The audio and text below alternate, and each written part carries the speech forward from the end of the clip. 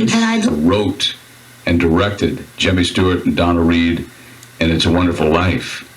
And Julie, my wife, feels the same way about this motion picture. It's her favorite. That's the first thing we talked about when we were dating, and it's her favorite movie of all time. Julie is a very shy person, but she was in the hospital last week, and her whole life changed. So this is a personal thing. I don't mind sharing because no one's listening right now. Right. So she got the nerve to go over and knock on Mr. Capra's door.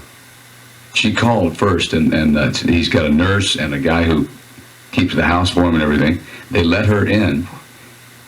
Frank Capra is now 94 years old. 94. And he's had several strokes, so he has to sit down, and he can't raise his head because he's arthritic in the neck.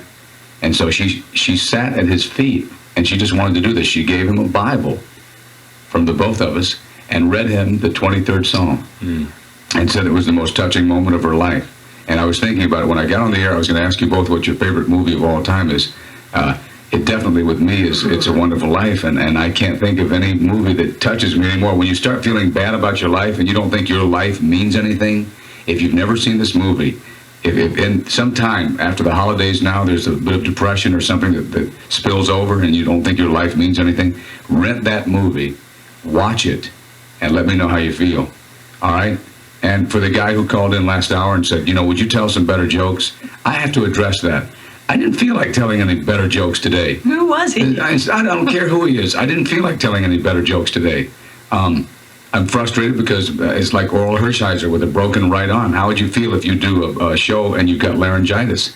I didn't feel like telling any jokes today. Isn't that okay? It's okay. fine. I mean, my God. Believe me, in the 90s, I'm going to tell some great jokes. And this is what I do for a living. I've never done anything else but this. And I'm going to kick some ass in the 90s. But right now, it's okay to be a human. And right now, for a guy to wait 20 minutes to call me to tell better jokes, that irritates me. I'd never know it. No, seriously, Charlie, No, that totally irritated me. And I came in here to do the best job I could today.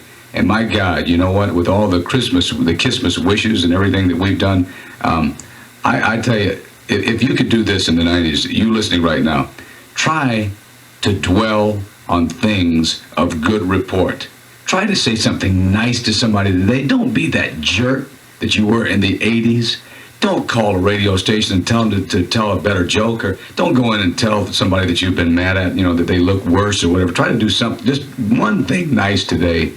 And I promise, this is not from me. The 90s will be the greatest decade of your life. All right? Okay.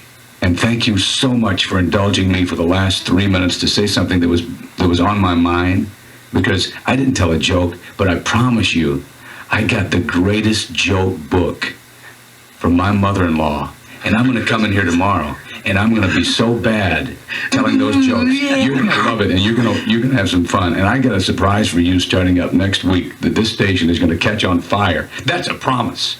9:06. Here's Stevie B.